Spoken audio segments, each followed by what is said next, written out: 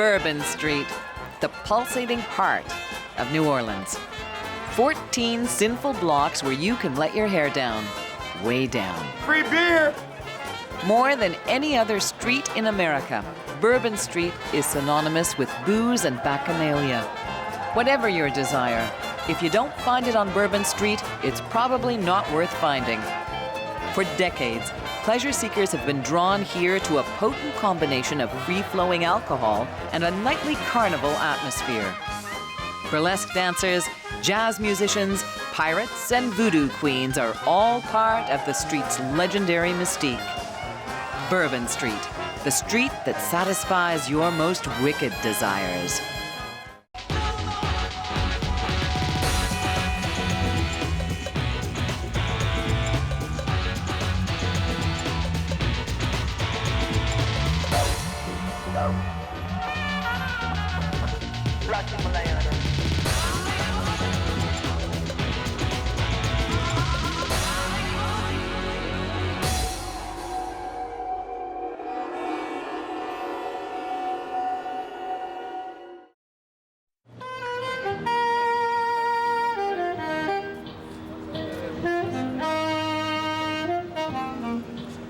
The morning after another rowdy night on Bourbon Street, as the city slowly awakens to a new day.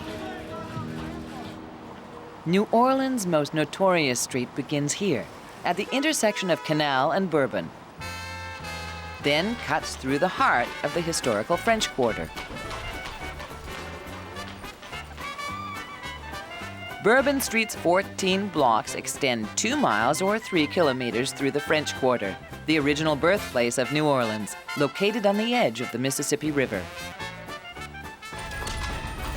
Come on there, Rufus. Now, Bourbon Street was not named after bourbon whiskey. It was named after the French royal family, the House of Bourbon. The street is divided into roughly 3 sections. The first 7 blocks are known as the Party District. The next 3 blocks include the Gay District. And the last 4 blocks, the Residential District. It only takes 15 minutes to travel the length of the street, 15 minutes that encompass over 300 years of history. Okay, now this is the end of Bourbon Street. I'm gonna make a left here, and it turns into Pauger Street. Pauger was the man who designed and built all the streets in the original city. That's the French Quarter. The French Quarter, or Vieux Carré, dates back to 1717, when the city of New Orleans was founded. A city below sea level, built on swampland that festered under the blazing sun. Both the French and the Spanish have laid claim to New Orleans, and the influence of Spanish architecture is still apparent in the ornate wrought iron work that graces the buildings on the street. New Orleans became part of America in 1803, when Louisiana was purchased from the French. The city was a mix of cultures in the early 19th century, including the Creoles, whites and blacks of French and Spanish descent. Over half the population was black, many of them slaves, some of them free blacks. Fashionable Creole society once gathered here, 5 blocks from the foot of Bourbon Street at the former French Opera House. This once magnificent theater was the site of lavish parties, debutante celebrations, and Mardi Gras balls. Until 1919, when a fiery blaze consumed the building. Many believed that the heart of the French Quarter stopped beating that night. By then, merchants and wealthier residents had long since moved out of the neighborhood. The once glorious Vieux Carré was falling into disrepair and became scornfully referred to as French Town.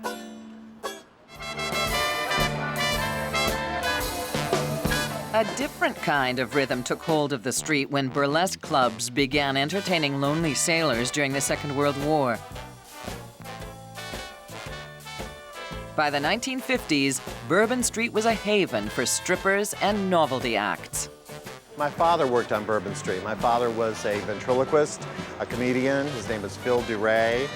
From about 1950 to 1970, he worked the clubs on Bourbon Street. David Cuthbert's unusual childhood has made him an unofficial historian of the street. One of my first memories is being carried down the street on Bourbon Street and looking up as a child and seeing all the lights, seeing all the Bourbon Street signs, all the really serious neon. So from the time I was a kid, Bourbon Street sort of meant something fun is going to happen to you when you walk down this street. Their clubs were a combination of burlesque, regular nightclub, and sort of carnival, because you had variety shows that would have a comic MC. You might have a novelty act like a ventriloquist. You would have a couple of strippers, but you also might have a singer, a dance act. And as we went more into the 50s, the entertainment bill changed and there were more strip teasers. From the scandalous burlesque performances of the 1950s to the down and dirty strip joints of today, Bourbon Street has always welcomed decadence with open arms. Government officials have threatened to shut down the liquor capital of America ever since the first federal raids in 1925. Rumor has it they never succeeded because they were secretly frequenting the bars themselves. This is the site of the original Show Bar, one of the best clubs on Bourbon Street. Beautiful club with a balcony. Could seat hundreds of people. Right across the street we have Mike Anderson's restaurant, which is where the old Moulin Rouge was. This was later the site of Sid and Marty Krofft's Les Poupées de Paris, where we had puppets on strings who stripped. Here we are in the 300 block of Bourbon Street. We're going by the Show Bar, which is not the Show Bar that was in the 200 block of Bourbon Street, which was a very famous nightclub where Blaze Starr danced. Right next door to this Show Bar, we have Temptations, which is a gentleman's club, a little classier than some of the joints you see on Bourbon Street, but the same old Bourbon Street showmanship. There was no Bourbon Street stripper more infamous than Blaze Starr, who made her name and earned her fame at the original Show Bar. The voluptuous redhead caught the eye of Louisiana's flamboyant governor, Earl Long. I'm making no deals, I'm making no trades.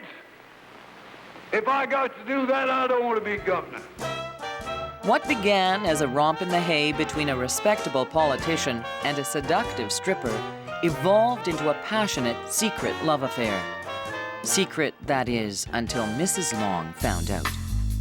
His wife sought revenge and used Long's eccentric behavior to have him committed twice to a mental institution. But accusations of insanity did nothing to dampen the affair. Earl Long proposed to his mistress. Blaze eagerly accepted, but the marriage was not to be. Before they had the chance to tie the knot, Long died of heart failure. Blaze Starr moved to Baltimore and never set foot on Bourbon Street again.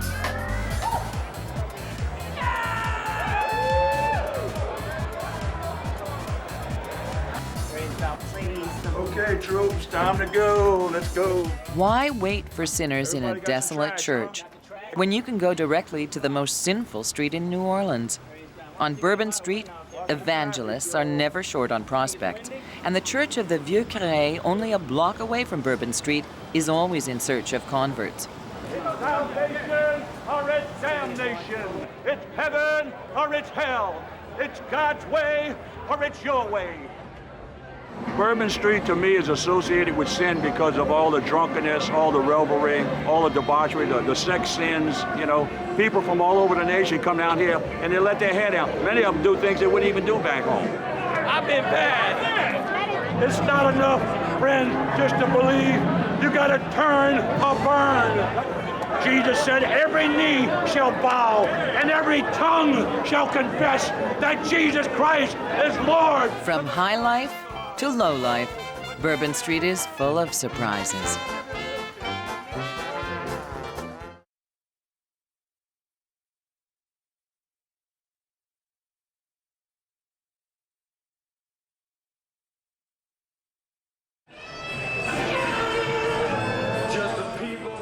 Bourbon Street has always been associated with popular music, but the greatest entertainment is usually found at the bottom of a glass. There are more bars and clubs in the 7-block party district than on any other street in North America. And for every club or restaurant, there's a barker to pull in the business. Balcony, jazz musician, and we have to be dressed up and you just have to be comfortable. Each night at 8 o'clock, the party district is closed to all vehicles and music invades every corner.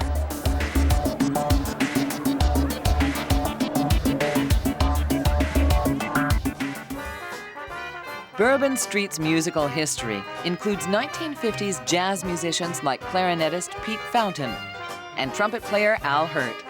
Both musicians got their start here and eventually had their own clubs on the street. Jazz virtuoso Wynton Marsalis played on Bourbon Street in his youth. But the legends of New Orleans jazz performed in the neighboring Storyville district. Storyville, a famous red light district in the early 1900s, was home to jazz greats like Louis Armstrong, Jelly Roll Morton, Joe King Oliver, and Buddy Bolden. Today, a new club near the foot of Bourbon Street has appropriated the name Storyville District. Like so many bars here, it's cashing in on the musical legacy of New Orleans. Designed and decorated in a style reminiscent of the old district, its owners promise to capture the sound and feel of the Storyville era, bringing back quality jazz and blues to Bourbon Street. I went down to St. James Infirmary, and I heard my baby moan. Marva Wright has been singing the blues on Bourbon Street for the last decade. I believe from my heart the best place to get experience as a performer or a musician is on Bourbon Street, because you are playing for a variety of different types of people from all over the world, and that's a good experience to get. If it wasn't for the tourists, I wouldn't be where I'm at today. You know, Bourbon Street made me, and I give them that acclaim. Bourbon Street made Marva Wright. Said I'm a Louisiana mama. I got to our Yeah.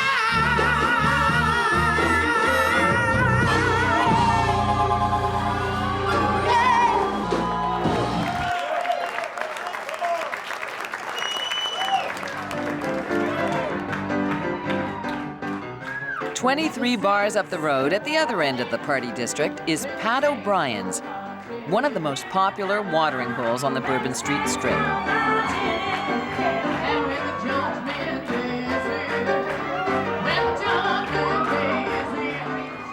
The star attraction is the Hurricane, a potent cocktail of fruit juice with 4 ounces of rum.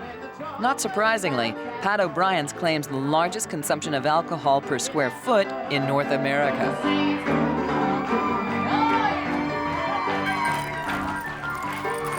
But spirits of a different kind also make up the history of Bourbon Street. In the 1920s and 30s, the struggling poor, many descended from black slaves, migrated to the rundown buildings of the French Quarter. Seeking escape from their daily hardships, they found solace in their music. In the 1930s, a homeless young black kid named Pork Chop and his friend Kidney Stew began singing and tap dancing their way into the hearts of locals. When Pork Chop died in the 1980s, a huge brass band funeral took place on Bourbon Street in his honor. Jazz funeral parades celebrate the soul's release into heaven. After the burial, mourners perform the Wobble Walk to make light of the fear that surrounds death. Superstition demands that people shake to keep the soul of the departed from invading their bodies after the spirit has been cut loose. Superstitious rituals have always been a way of life in the Big Easy. Even today, locals claim that 1/3 of the city's residents still practice voodoo.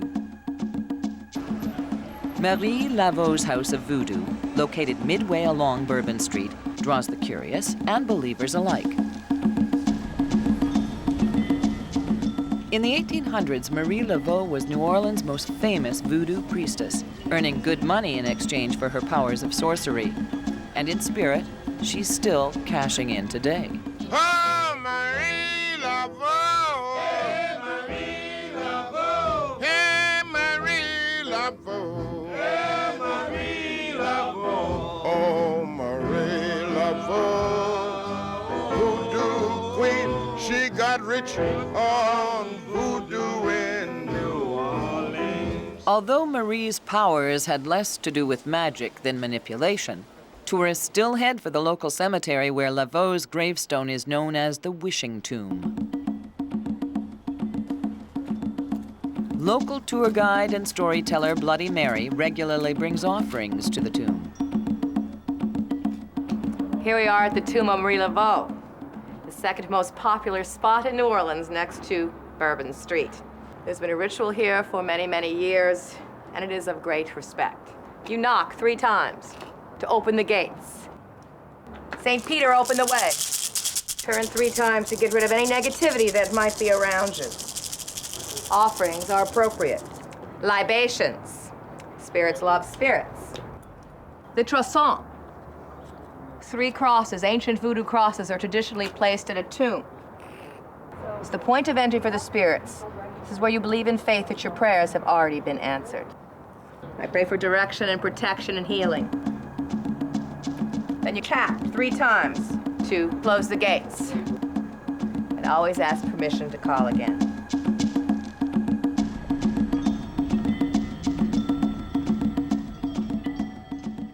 But Marie Laveau isn't the only spirit that haunts Bourbon Street.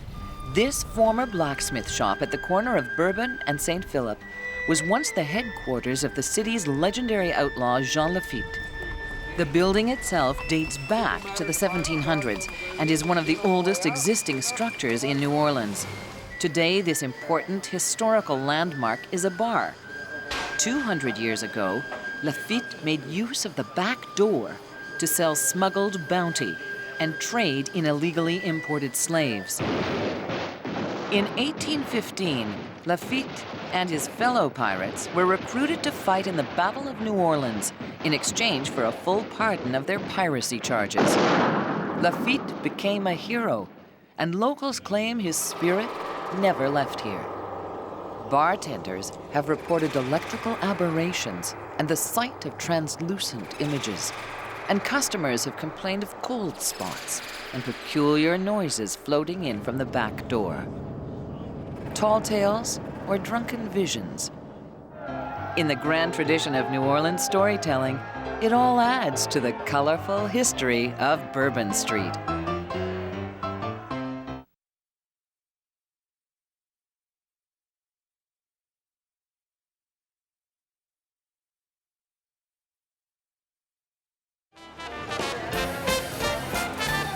When it's time for Mardi Gras, Bourbon Street is where the party begins and ends.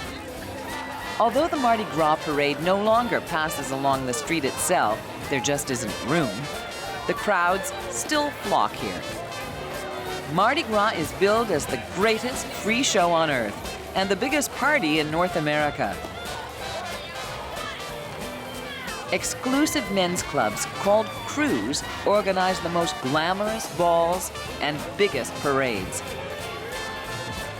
Barkus, the only all-canine crew in New Orleans, is the only parade that still makes its way across Bourbon Street during Mardi Gras. An entourage of over 1,500 dogs in costume treks through the French Quarter following their king, queen, dukes, and duchesses, who lead the pack. Barkus was founded in 1993 to mock the elitist traditions of the most exclusive of Mardi Gras crews. This is the Grand Duchess Myrna. Myrna's 7 years old. She's marched in 7 Barkus parades. Her dad was Rex King Barkus III. This little lively one is the Princess Camille. She is 6 months old, and she can't wait for her first Mardi Gras, and she'll be marching in a royal position. And now we're going to take our walk. Robert Ripley is one of the founders of Barkus. We were sitting around lamenting the fact that we couldn't bring our dogs to the parade because it was just too crowded and too many people. And Barkus was born. First year, we probably had 20 dogs and 10 of them in costume. And this year, we'll be doing our 9th parade, and it's grown tremendously. We've capped it at 1,500 dogs, and we raise around $20,000 to $30,000 a year now for the Louisiana SPCA.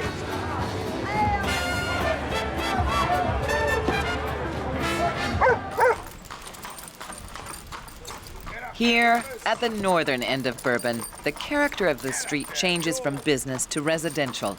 And this corner of Rue Sainte-Anne and Bourbon marks the beginnings of the gay district, affectionately called Lavender Lane. A block north, the Clover Grill is a Lavender Lane institution. It's like a culture shock at first when I first started working here. And then you just get used to it and start acting crazy like everybody else. Bourbon Street's about the only place where you can walk around with rainbow-colored hair and not be noticed.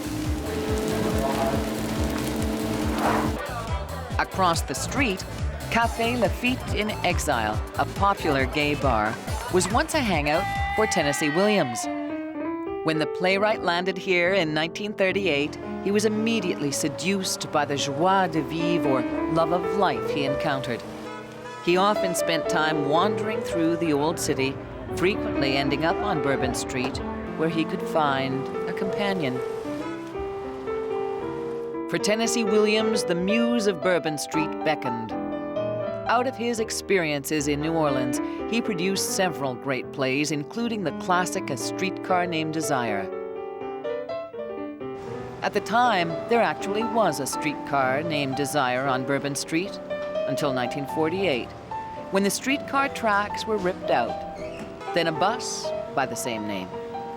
Today, no evidence of the streetcar remains, and the rough romance of those days is simply a memory.